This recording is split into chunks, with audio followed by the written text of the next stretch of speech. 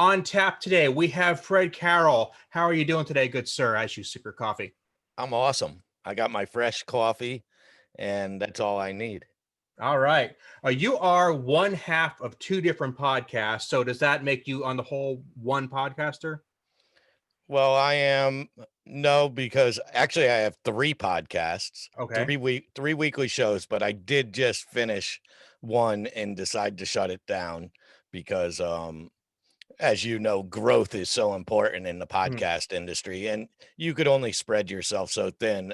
I'm, it's not my job, it's my hobby, Mhm. and unfortunately I still got to make money. This money stuff keeps getting in the way. These bills keep coming. I Mhm. can't get away from them, so I keep trying. So, but your podcasts are the ones that I have on tap here are the Cinephiles Flashback Yep, a- Cinephiles Flashback, and which has Within the to Head of Fred. and Within the Head of Fred, and they're the only difference between them. So Cinephiles spun off of Within the Head of Fred because we used to talk about movies so much that we would end up tying a whole episode into just movies. So I said, let's do a whole separate podcast where we take one movie, 1 year, and discuss it.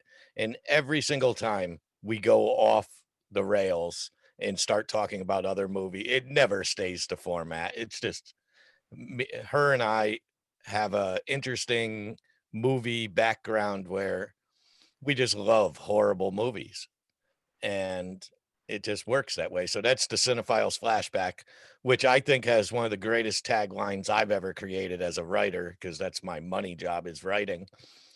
And the tagline for Cinephiles Flashback is, "It's okay for a movie to touch you when you're young." I heard that a couple times. I was wondering exactly where that was coming from. So thanks for that.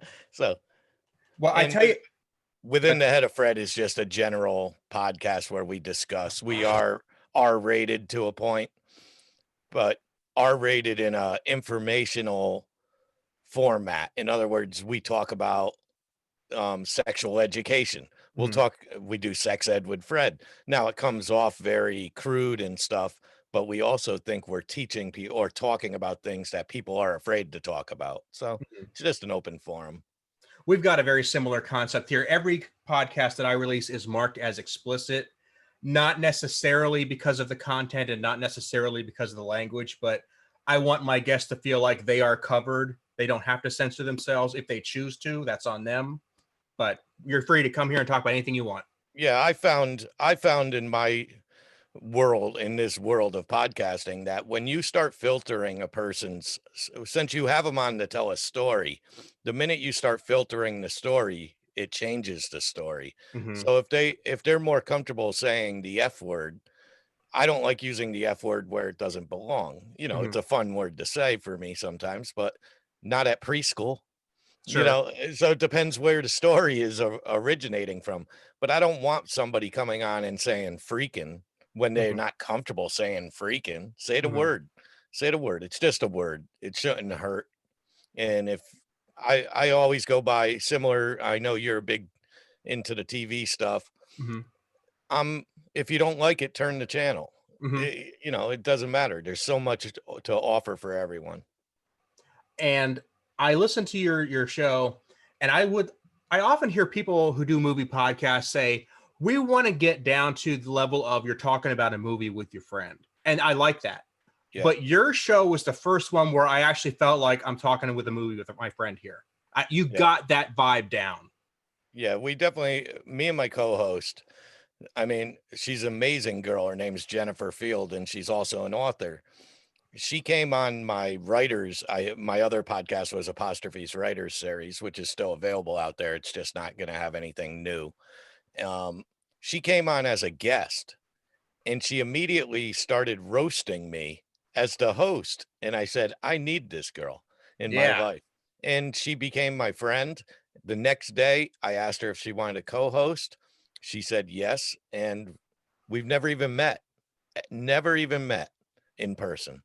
And we have this vibe. It's almost a lot of people, we call it brotherly sibling type Mhm. vibe, because she's a married woman, and I'm a single guy, but she's a married woman. And some people like to call it a marriage, though. They see us as a married couple because we banter back and forth like a married couple. So it's Well, interesting. Good what that vibe. shows is you're not afraid of each other. You're not worried about hurting each other's feelings. And that is at the very least a friendship. You've got a good rapport going there. And that alone is rare enough to find. Yeah, it is. And especially in a comedy format, because there are things you could, obviously, as a married woman, there are lines you could cross. She's Mhm. also a very attractive woman, which doubles down on the lines you could cross. And we're talking about sex, and she's very open. She talks about her past. I talk about mine. But mentioned this on the show last night. Her gift is calling me out on my bullshit, Mhm. because if I cross the line, she doesn't wait until the show's over. She tells me on the show I crossed the line. And Wow. that's what the listeners want to hear. Because one time I made at one point in her life, she had an eating disorder, like a lot of girls do. And we take stuff like this serious, suicide, all those things very serious, even though we're comedic. We take those things serious. And I made a comment which I thought was funny, saying that yoga pants should never go past size medium. Now, Oh.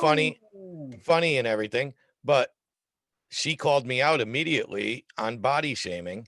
And it is something that's what I like about the podcast is we're learning from each other. And she taught me an important lesson because I am a father of girls. Mhm. And if I can't be a mature enough man to filter myself around my own daughters, that pretty much makes you a piece of shit human. But I am human, so I'm flawed at the same time and recognize my flaws, but then I work on them and I change them and try to make myself a better person. Mhm. And that means a lot. And I get where you're coming from there. You're just trying to tell a joke, and sometimes a joke is just a joke. It's Yeah, you're just trying to get someone to laugh, but you're cognizant of the fact that it's going to affect other people, and you want it to affect them the right way. right. Usually it depends who I'm talking about too. If I don't know where you stand politically and stuff. Yesterday was a tough show when we started. We don't talk politics on my show very Mhm. often because it's boring. Quite honestly, it's boring. In Mhm. my opinion, they all suck. Mhm. So, but how do you not talk about what happened yesterday when you're recording a show 5 hours later? You have to bring it up. And luckily, her and I are on the same side. So it doesn't become a fight. It's not a Facebook fight where you say Mhm. something, they say something. We just give an opinion and let the audience determine Mhm. whether we're full of shit or not. It's up Yeah, to them. yeah, and it becomes a matter of uh, just in case somebody's getting this down the road. I mean, it's January 7th, 2021. Yesterday, to put it mildly, there was a they call it a protest. We could use other words outside the Capitol building in Washington, D.C. Yep. Don't want to give you a play by play, but that is what happened. And it's been my experience that when a podcast lets in politics, that ends up being all that gets talked about. It's like politics grabs it and doesn't let it go, which is why I'll if that's the conversation you want to have here, that's great. But I don't want people to feel like that's the goal. Yeah, it's definitely not a conversation I get into because once again, the whole goal of podcasting, I think I'm sure, how long have you been doing this now? About a year and a half, almost two So a years. year and a half. They hear this show, but they don't understand this is an hour of you and me, but Mhm. it's 3 more hours of you marketing this. It's 3 more hours of you editing this, making sure it sounds right, getting rid of all the clicks and the breathing and stuff. And maybe it's shorter, maybe it's longer. I've had 8-hour edits. I've had nightmare edits. They don't understand mic levels. The last thing you want to do is turn off a whole 50% group of listeners. Because the Mhm. minute you start trashing Trump, if that's your angle, none of his listeners are going to listen to you. Now you just lost 50% of your potential customer. So sex tends to sell, Mhm. movies tend to sell, music at times, if you could be perfectly critical, if you could balance critique properly from books to movies to everything, you can't come on and say every movie's awesome. If Mhm. you're going to be a critic, be a critic. Yeah, but there's a proper way to be a critic too. You Mhm, could be critical without being hurtful. mhm. Constructive criticism is the proper term. And where you come from, to take it back on topic for a moment, is you will actually say this is a bad movie, but I dig it. Or, and I'm sure you've even said this is a good movie, but it didn't get me. And Yeah, that's okay. and her and I could have many differing. She's more into what I would believe from doing research on you. Mhm, She would be more suited towards your angle, even though she also isn't a Star Trek fan, and we'll get on that in a little while. We'll talk mhm. about Star Trek, but she's a sci-fi. She's big into the sci-fi, the galaxy. Like she made me watch Galaxy Quest. Okay. Okay. It's one of her favorite movies, but she's also Labyrinth is one of her favorite movies. And, I'm more 80s John Hughes type stuff. I mean, you could see by looking at my room, Mhm. you know, And I'm the all John, about that. Yeah, the I John Hughes stuff. mhm, And it's just, but that's okay. I've never been judgy because one thing I am, and it makes me sound like a little sissy sometimes.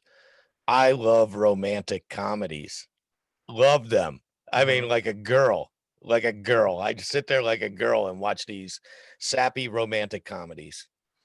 So I don't have a favorite. I really don't have a favorite. Movies honestly do touch me more than real life.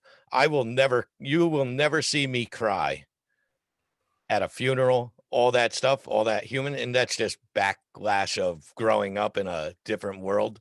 Mhm, But Breakfast Club, my eyes will tear up at the end. I Movies affect me because they're the ones that protected me when I was a child. mhm. And, we don't have to get all into what my childhood was like, but it wasn't great. And movies were what rescued me and saved me. So now I'm a cinephile, which comes off as a bad word. People think it's a made up word, like I'm playing off pedophile, but cinephile actually is a legitimate word. It is.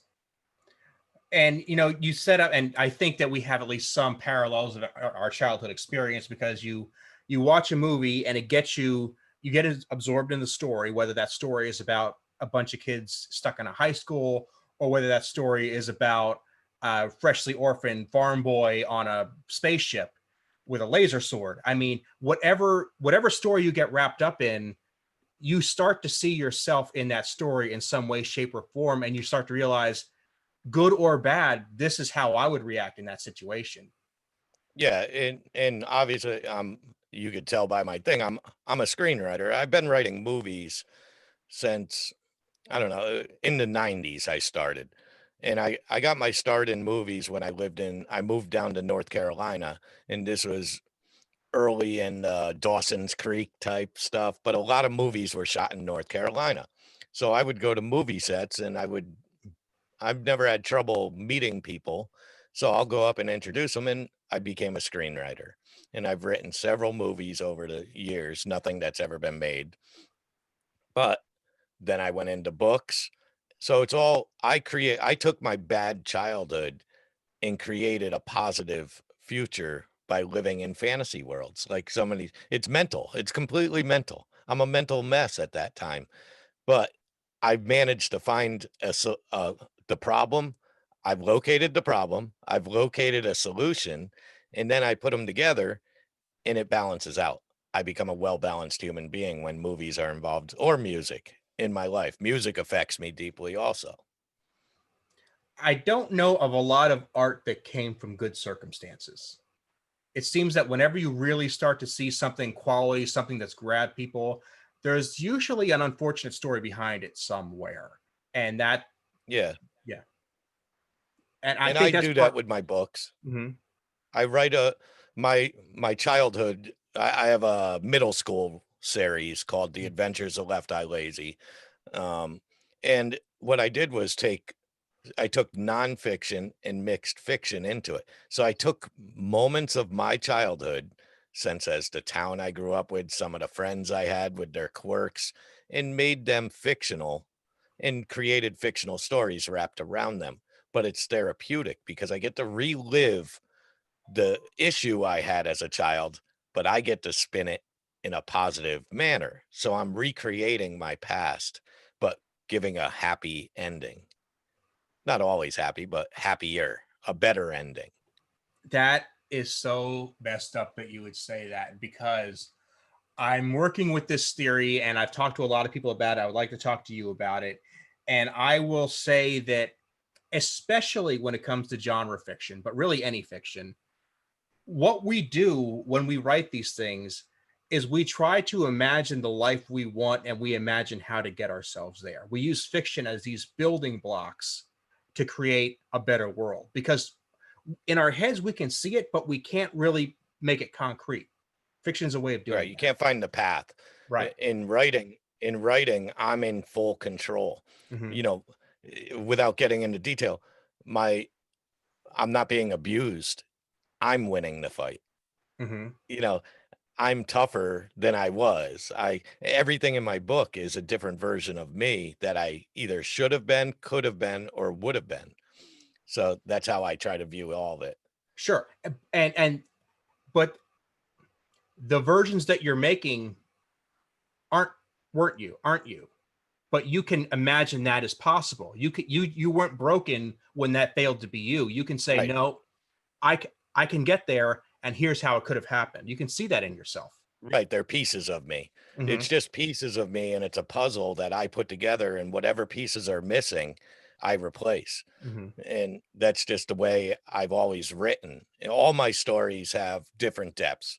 Like I'm not big into character because I'm in a movie. I don't know if you know the difference between writing a screenplay versus writing a book. When you're writing a book, you have to go into so much detail with, you know, how the wind blew through her hair and her blonde long hair and her blue eyes. When you're writing a screenplay, that same girl is just girl. That's Hmm. it, girl. No detail. If the wind needs to blow, let it blow. Wind blows. That's it. You don't give the details because then you're dumbing down your actress pool. So the minute you say it's a blonde girl with long hair who's 12 to 15 years old, now they need an actress that has blonde hair, blue eyes. Well, that's why you hear a lot of times people go, boy, it was a lot different than the book, because taking a book and adapting it, which I do a lot of adaptation.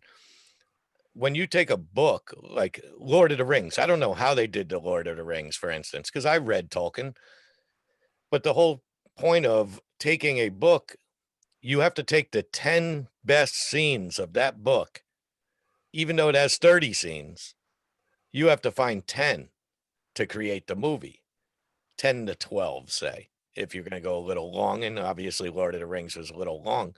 But think of all, if you ever read Lord of the Rings, it's nothing like the movie because there's pieces missing, Hmm. because you can't make a 10-hour movie unless you're going to make it an epic one series, one, two, three, four, five. You need to do a lot of world building with something along the lines of a Lord of the Rings, and it's very difficult to do with a movie because movie audiences don't really tolerate info dumps. You can't spend, 10, 20 pages just talking about what came prior to this, or Yeah. where this came from. You need to either show it to them in a quick little montage, or you just trust they'll figure it out later on. And the montage has died. That was big in the 80s. All of a sudden they're at the mall, then they're at the soda shop, then they're at the dance. You could do that and fill 5 minutes of time and save 2 hours a movie. Now we know, oh, wait, she does know him. And stuff. Now, if you show people, these kids are so quick today. Mhm. Be, First of all, there's a flood of not only podcasts and not only movies, not only books. It's become too easy. Maybe easy is not the right word, but even podcasting. Obviously, me and you are what, roughly 1,000 miles away right now, Yep. and we're doing a podcast. Mhm. It's become too convenient, I guess is the word. Not easy, but convenient. Anybody could grab a microphone. You don't even need a microphone, technically. If you want sound quality, you do. But you could grab your iPhone and you call yourself a podcaster, Mhm. and you could write the worst, shittiest book and put it up on Amazon. Amazon doesn't care how bad it is. They're going to make money off its sales, but they're calling themselves an author on Facebook. And then somebody could write a horrible movie and they're a screenwriter. They could even film it with their iPhone, release it to YouTube, and call themselves a filmmaker.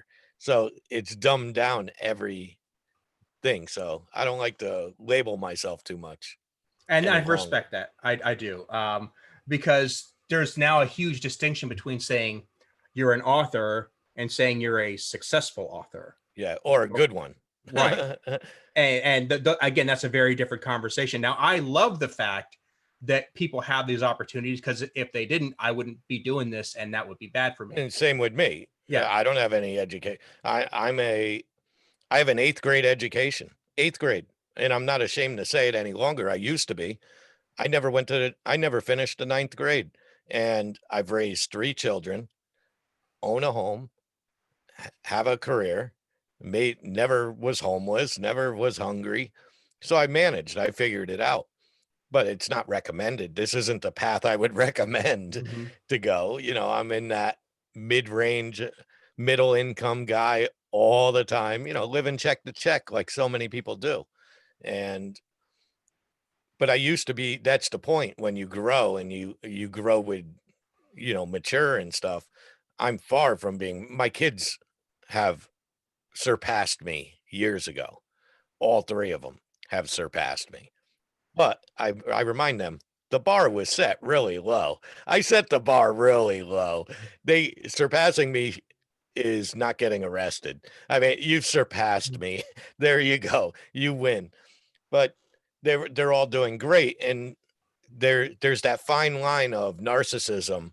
So to be an author or a screenwriter or a podcaster even or whatever, you have to have a healthy dose of narcissism.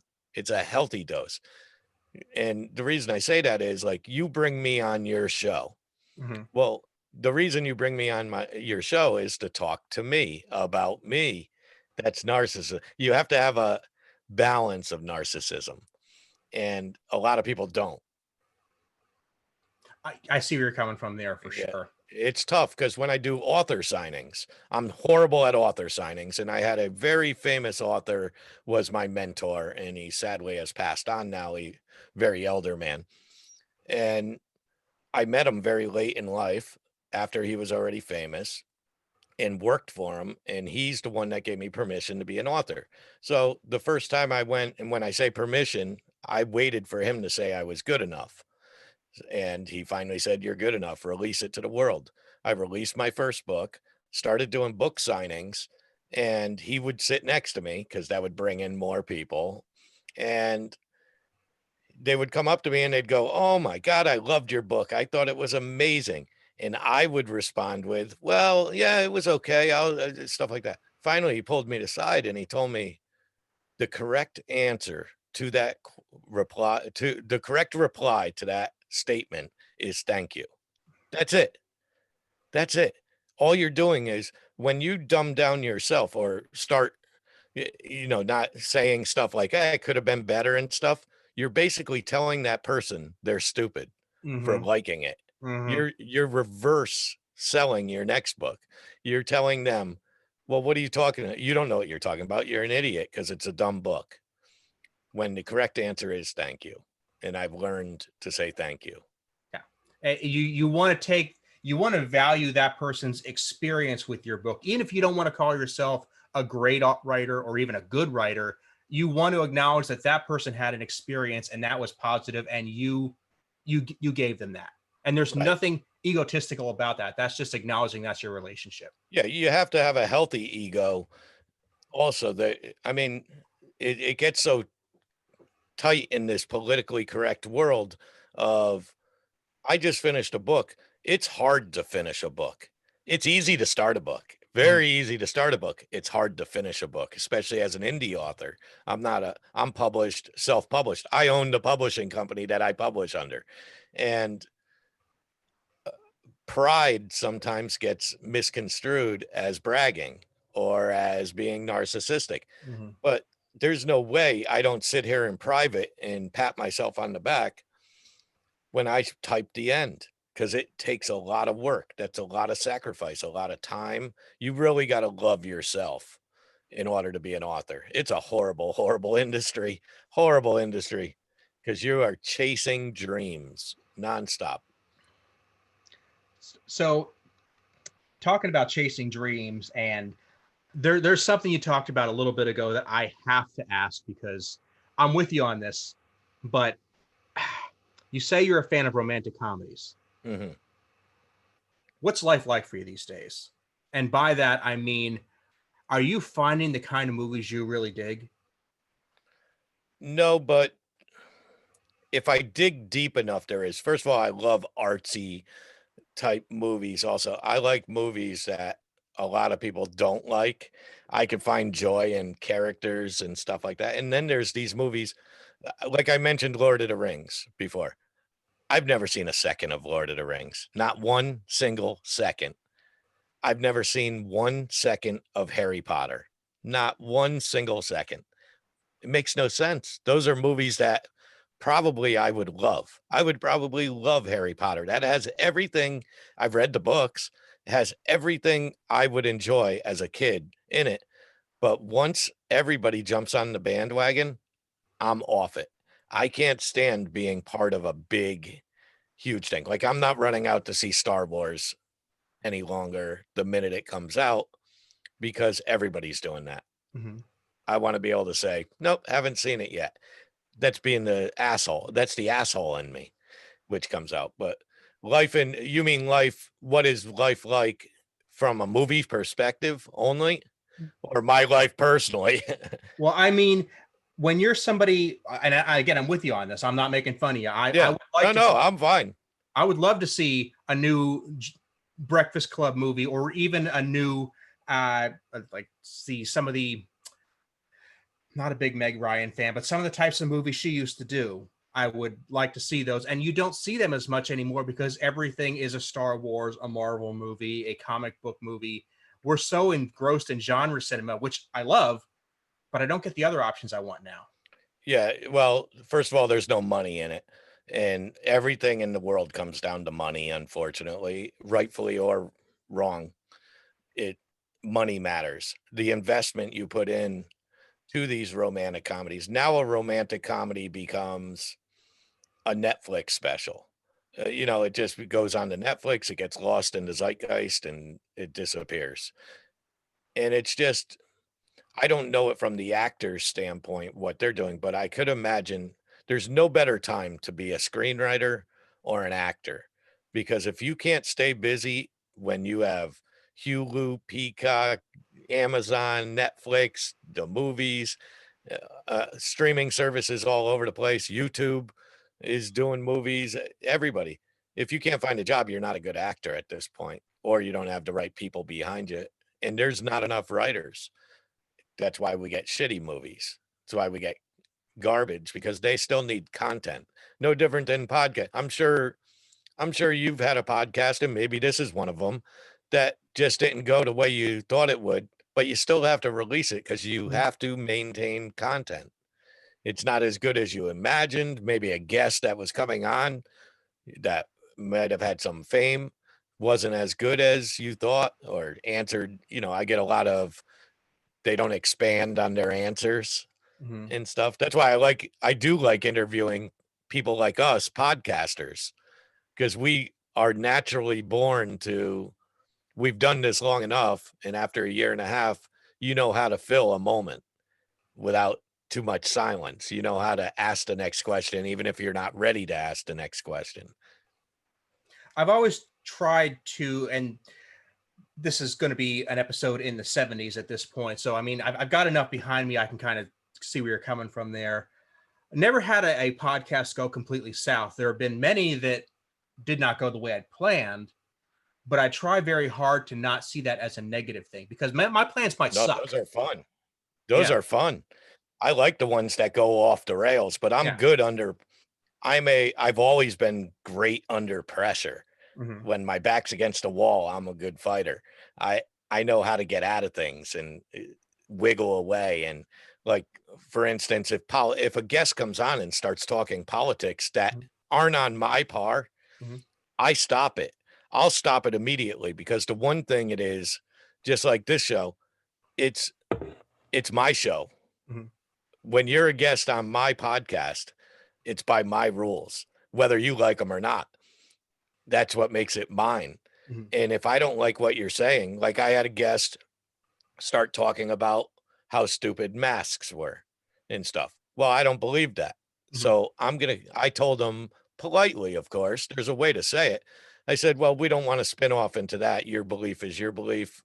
Others are others, but let's move it. And I just ask, I'll go completely opposite to try to get his mind, that guest, into a different genre or role or something like that. I've had I'm thinking of at least two situations on both the far right and the far left, and by people who admit that I'm not putting them in those camps. Those are the labels they use for themselves, Right. and they gave their opinions, and I respect their opinions. I do, and I don't, like I said, I don't want to make that the sum total of the show, but you're a guest in my house, and I'm not going to do you the disservice of not letting you speak your mind. I might not join the conversation. I might not pour gasoline on the fire. But if you Right. feel you need to say that, if that's what you're about, then you say it. Again, it's not on me to censor you, because I'm not. That's, to me, that's not a conversation. That's me. That's a Q&A, and I hate Right. Q. In some ways, I understand what you're saying. Like, for instance, I had a psychic. On. Okay. I'm a skeptic, Mm-hmm.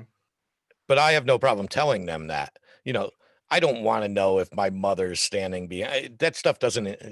Astrology, all that stuff doesn't turn me on at all. It's Mm-hmm. all hogwash to me, and by my opinion. So he comes on the show, but I let him do his thing, and I don't disrespect my guest. He gets to do his thing because I think my audience is smart enough to either believe or not believe. They Mm-hmm. can make up their own mind whether they believe. And there's a lot. Listen, it's $1 billion industry. It's like porn. I'm not a porn fan, but listen, there's money in it. There's money in it. And I don't know. I did have a, how do you say, I guess they call them porn stars. I call them porn actresses or adult entertainers. I had one on my show, and I didn't judge her because I am a father to daughters, and I'm not sexually, I don't hold it in, or anything. I understand we all do it, and it's not a big deal. This is human beings being human. But I also recognize that not everybody has the same opportunities in life. And if that woman is making her own choice to be in those films, Mm-hmm. I'm not gonna, I guess the term would slut shame her. I'm not gonna be that guy because I don't know why she's doing it. Maybe her mother's dying of cancer. Maybe she has no choice. Mm-hmm. Maybe she has no option. But overall, who am I? Who am I to judge her? It's not my business. She's not hurting me by doing it. But I found out she was a very lovely woman who just happened to be in the adult industry. Who cares? We get one life and we all make mistakes. I'm sure you're not proud of every moment you've ever had, and neither am I. I very much am not. And not only are you not in a position to judge that person, but you're especially not in a position to do it when you've extended an invitation to hear them out and hear their side of whatever story they want to tell. Right. To me, that's the height of at least rudeness, if not outright arrogance, to say, "Hey, Fred, I want you to come sit down in my show." Oh, wait, I don't want to talk about that. Right. That's, to me, that's like, wait a minute, that's, I'm not welcoming you. Yeah. It's a dicey thing. And listen, you don't always make the right choice. You No. just have to make them on a whim when you're podcasting and stuff. Sometimes you want to guide the guest towards another, you're trying to get a bigger point out there. So you just guide them. Most people are very guidable if you're the host and you're doing your job. You could push them into the area you need them. At the very least, you can just say, "Look, we've got an hour here, and I need to talk about this," and then, like you said, takes everything else off the table for the moment. So when do you want me to tell you that Star Trek sucks? Well, you just kind of did, and I've had multiple episodes about starring or involving Star Trek at some point, so I would be interested in hearing your opinion on the matter, and I say that sincerely. So first of all, let's put it at this level. I don't think it sucks. So if anybody's out there listening, I'm just not a fan, and I'm sure there's plenty of people that don't understand it. I never understood. I guess it could be my age range. I don't know. How old are you, Aaron? Do you I'm say? about to turn 40. Okay. So you're much younger than me. So Mhm. for you to grab on, I'm 51. For you to grab on to a show that was out 20 years before you were even born, right? Mhm. What year did it start? 60 what? 66. Okay, 66. That's 3 years before I was born. So 15 years before you were even born. Mhm. So either you have a parent at that point that ties you into that. Where do you find the show? First of all, how many seasons are there? 3? Oh, the original series? Yeah. Yes. So that's not very many Mhm. to get latched into a show. I was never a so movie wise, when I watched the movies, which I'm more adapted to movies, I like Picard, but I don't like Captain Kirk. That's where it draws. His acting style never impressed me. Okay. That that style he has, that hey, that it just it never grabbed me to show. Now I understand it was the 60s. The technology was much different at the time. Mhm. But I also recognize that it's lasted 60 years with fans, and I might be the fool. I might be the fool that's missing it. So why do you love it? Where did your love begin? I first experienced it when the animated series was on Nickelodeon, and I was about 5 or 6. At that point, I experienced it on the level of I'm a kid and I'm watching a cartoon show, and I like that. I grabbed it again when I was about 9 or 10, and I was at a friend's house, and he had a laser disc of Star Trek 3. And I mean, I'm sure as a movie guy, you're getting a little pang in your heart Uh-oh, I over a lost you. laser disc right now. There And you he's are. saying, did you catch everything there? No, you're fading out. Okay. I say my buddy had a Star Trek 3 on Laserdisc, and he said, "Have you ever seen Star Trek? You would probably like it." And those words changed my life. Were you, for a lack of a better term, I know that geeky isn't the word. Were you nerd? Were Yeah. you nerdy? Did Mhm. did you have a sci-fi? Just you were that kid that liked It- turtles and or something mhm. like that. Yeah, You I just was already heavily into movies. In fact, that the reason I was at his house was it was a Sunday, and that had become our routine. Is that we would get together on Sundays and watch movies. A lot of them were sci-fi, so I was already trending in that direction. This was just one more step to take. Yeah. And I am a unique person in that way that, first of all, I'm huge in the comic books. Huge. Love comic books, have thousands of them. Just, I grew up in my uncle owned a comic book store, Wow.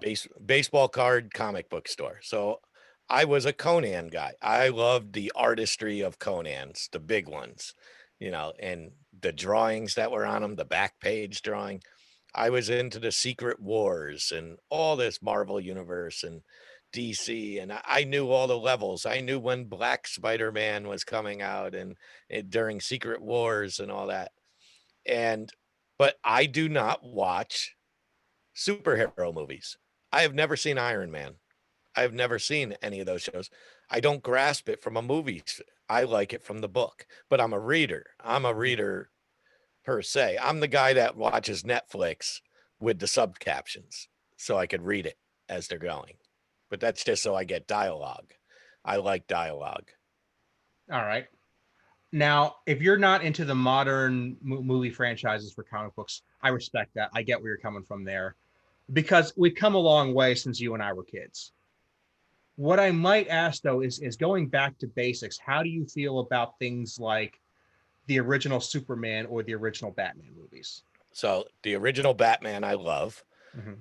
First of all, I love Prince, the artist, from a musical standpoint. And when he wrote that song, it just blew my mind. And people hate that song. He didn't even like it that much, the Bat Dance. Mhm. Uh, But I love Jack Nicholson. I loved that whole movie had more, but I shouldn't have said what I said before because I have followed the Batmans because they don't feel as superhero. Those are more I guess the Spider-Mans fall into that too.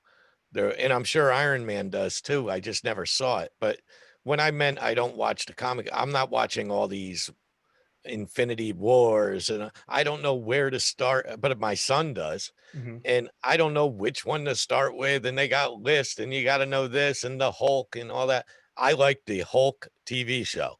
I liked the first Supermans didn't impress me too much, but I have no problem watching the old Supermans from the 50s if Hmm. they were on, except for the one thing I always loved about that was that thing, the faster than a speeding bullet, more powerful, that drama of buildup. And the guy would empty his gun at Superman. He'd fire 6 shots right into his chest, and all 6 would bounce off. And then the criminal would take the gun and throw it at him, and he'd duck. And I'd go, wait, you just took 6 bullets to the chest, Hmm. but a stupid little gun's gonna knock you out? Yeah, because it's really being thrown at him. That's the difference. They're not fake, but it took me a while to grasp onto that. But I did like that stuff. I couldn't ever buy into the Aquaman stuff. I thought Aquaman was a joke in the comic world. It's in the ocean. What are you gonna do? If you're not in the ocean, he can't help you.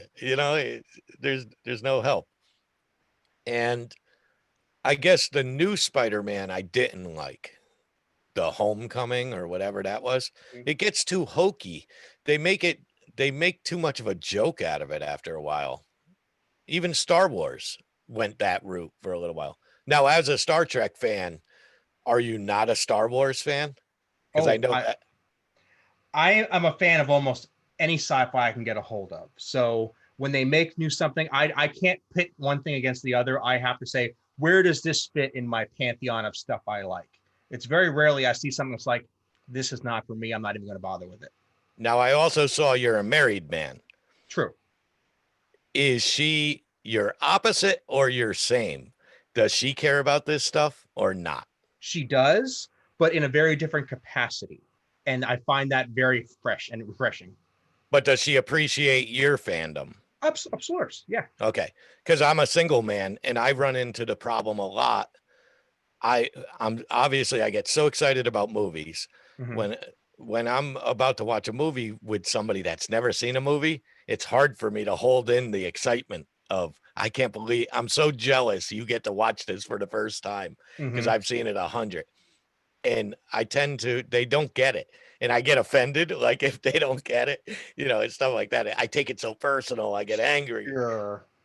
And that's where you got to keep in mind is you can't give somebody your experience. And I've had this chat with a couple people who have, like, we talk about Star Trek, and I don't know if you're aware of the newer Star Treks that just started on CBS All Access.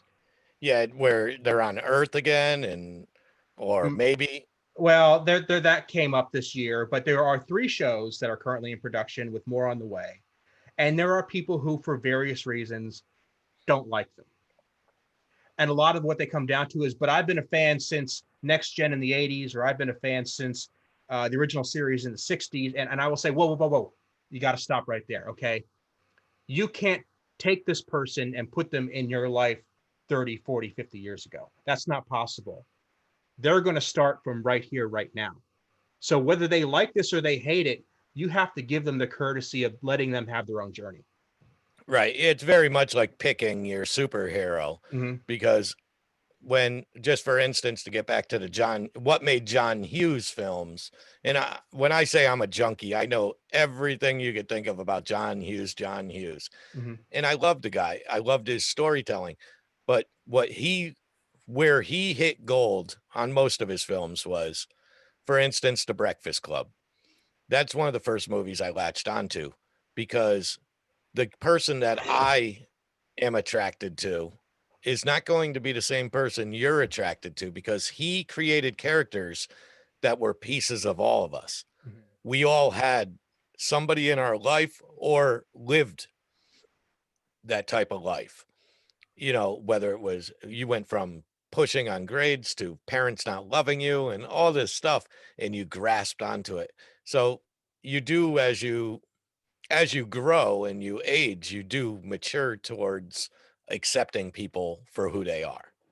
And that's the difference but when I'm watching a movie, I get touched by it because it's usually either a life I wish I led or a life I think I can lead. And my favorite I can give you what type of movies I like. My favorite movie all time. My favorite movie all time is Almost Famous by Cameron Crowe. I'm a huge Cameron Crowe fan, and that mixed, in my eyes, the cinema and the music all came in as one, and I'm close to both of them. So and it had that love story, which I told you I was big into those things. So it had a love story wrapped around musicians and music in a cinematic format. And I could watch it right now. If it came on right now, I'd probably sign off the podcast. But then there's The Breakfast Club. And then another Cameron Crowe movie, which a lot of people aren't familiar with, is called Elizabethtown. And Elizabethtown that fluctuates between my favorite with Almost Famous. So Cameron Crowe and John Hughes tend to create what my soul is felt, where it's felt the most. And if you say that, then I'm immediately seeing why Star Trek doesn't hit you where it counts. Because although there are romances and love stories in Star Trek, that is very much a background theme. The big draw to that tends to be stories of intense friendship and loyalty, people that come into your life, sometimes against your will, that you form bonds with. And so if you're a guy who's like, I really want to see the guy get the girl at the end, yeah, I can see why you're not going to gravitate towards Star Trek. I'm also more of my movies are based in reality, a little more set in reality, at least. I never grasped the, space. What do although I love the new Cobra Kai, I can't get enough of, but that's nostalgia. Once they start bringing nostalgia back. But I will say the Star Trek, I'm a huge Howard Stern fan, enormous Howard Stern fan since I was a kid. And since George Takei has been the voice of Howard Stern for all these years now, his recollection of Star Treks have created me as a fan of the process. At least I understand the process, and listening to him and Bill hate each other. That's the drama. So in reality, if there was a Star Trek reality show, I'd probably be all over it to watch the infighting and all that. All right. Now you've already seen Galaxy Quest. You told me that. Hated it. That's fine. But it is very much a humorous play up on some of the dynamic that goes on behind the scenes of both the show and a convention. And as a guy who's been to many conventions, often before the doors open and after the doors close, I can say that shit is spot on. I mean, it is hilarious for me because I know, but that's beside the point. And I think that's where my co-host grabbed it. That's her favorite movie. Now, when I tore it apart, now I see things different because of being a screenwriter, and it's always opinion based. But when I watch that, I can't see Tim Allen standing next to Sigourney Weaver and what's his name from Die Hard and all that was in Harry Potter. Alan Rickman. Alan Rickman, who in my eyes are professional movie actors. Tim Allen is a TV actor. Now, when she breaks it down to me and I see the film, I understand maybe where the producer went with that was this is about a TV show. They may have needed a TV actor. Now, I know he wasn't the first. He came in after, because that was supposed to be, I believe, if I'm recollecting, that was supposed to be directed by what's his name from Ghostbusters. Was the director Reitman? Ivan Reitman was the director on that, and not Ivan, the other guy, the guy that's actually in. Now I can't think of his name. Played Dr. Venkman. Bill Murray. No, I don't know, but whatever. One of the guys that actually was the actor of Ghostbusters, the one that passed on. Harold Ramis. Yeah, Ramis. Harold Ramis was supposed to be the director of that, and he dropped out. or came in. I don't remember. Either somebody dropped out and he came in. It's I think he ended up directing it, Harold Ramis, anyway. But I just didn't get it. I don't get campy, hokey, unrealistic. But then there's times I do. I guess it just depends on my mood at that point, because I get like Race to Witch Mountain, for instance, Mm-hmm.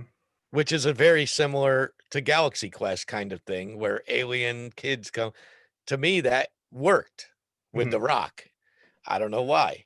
Maybe because when I was a kid, I had the album that played and you read the book as the album played.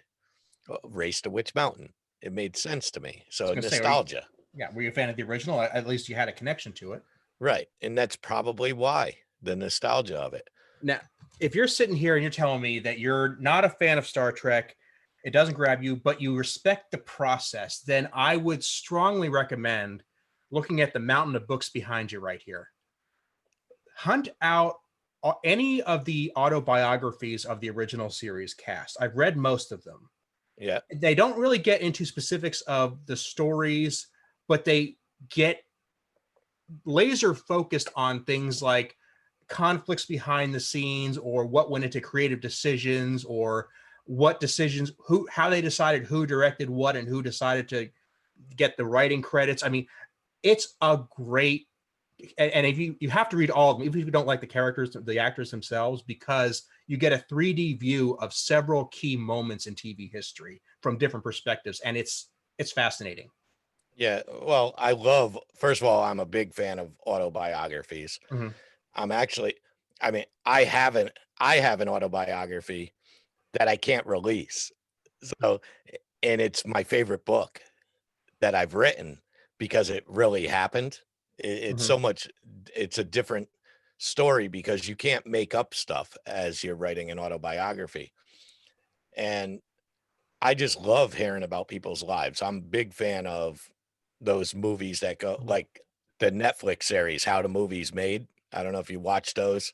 Like it shows, Ghostbusters behind the scenes, Die Hard, all that. I love that biography type. I even like what do you call it, on documentaries. I Mm-hmm. love documentaries. So, I mean, I will pick up a book, maybe a Nimoy. I'm sure Leonard Nimoy wrote one because I find him interesting Mm-hmm. at the very least. Which one was the best one in your opinion? I would say Nimoy's book "I Am Spock," which was a sequel to "I Am Not Spock," was his Yeah, best one. I read George Takei's first book, which was actually written before he came out. So I'd strongly suggest starting there, because just knowing the modern George Takei right. and knowing what he was like not that many years ago, you would appreciate the contrast. Yeah, because he came out flying. Mm-hmm. He's got his wings out right there. Yeah, and he deals with a lot of dense topics. He deals with his issues in the camps. He deals with his issues as a struggling actor post Star Trek. He deals with the inherent racism within Hollywood itself. I mean, and it keeps going back to the show, but the show is by no means his focus. Yeah, I'll check that out definitely. Absolutely. So, would you have any plans for the future, or any projects you're working on now you'd like to talk about? Mm, well, right now I'm working on a few books. I have a few books that are due to come out this year. I have book 5 of The Adventures of Left Eye Lazy is coming out this year, but I've never written a novel. All my books have been novellas and stuff. I just never had the novel in me, and I focus basically I put myself in too many places. There's not enough hours in the day for me to do everything I want to do. And my podcasts have taken center stage. I just love podcasting. I find it so enjoyable because I get to see people's cats when they jump up. And is that your cat behind you? My dog, actually. Oh, dog. I just saw a tail real quick. But I don't know. Podcasting is my top thing. So if anybody could go out and just listen and subscribe, that what they have to realize is subscribing to our podcast costs nothing. There's no harm, no foul, but it means the world to us to get a subscription. All a subscription does, and people get confused with that, All a subscription does for anyone listening is let you know that a new episode's coming out. It's a simple ding, no different than your mom texting you. It's one ding. It doesn't ding again and again and again. It gives you the opportunity to know something's come out, but it really means the world to us, the indie podcasters, because there is cost involved in this. And sometimes the cost is time. And you, as a married man, I don't know if you're a father, Hmm. it takes away time. And we're doing it because we appreciate what we're talking about and we think we're doing a good job. Also critique us. I hope I'm speaking for you at the same time. I hope you don't mind I don't. being, I think we need to be critiqued. There's a healthy way to critique someone. You could give them 3 stars, but tell them why you're giving them 3 stars. Don't just leave them hanging. Tell them you're giving them 3 stars because the sound quality could be better, because the guest could be better, or it's too long, it's too short, whatever. That doesn't hurt our feelings.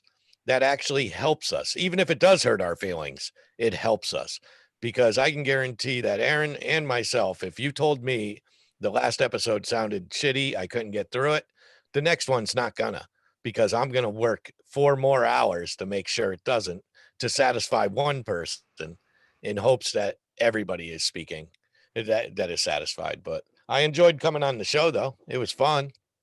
Well, thank you. I really enjoyed having you. This has been a fantastic conversation, and I appreciate that. I mean, you didn't hold back, you let it fly, and I absolutely love that.